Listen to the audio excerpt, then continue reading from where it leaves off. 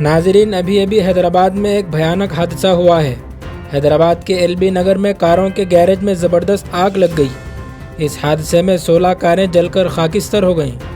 आग बहुत ज़्यादा भड़क उठी तो मकामी लोगों ने पुलिस और फायर ब्रिगेड के अमले को इत्तला दी। 4 इंजनों के ज़रिए आग पर काबू पा लिया गया। इस हादसे में किसी भी तरह के जानी नुकसान की कोई इत्तला नहीं मिली, लेकिन लाखों रुपये मालियती नुकसान का अंदाज़ा लगाया जा रहा है।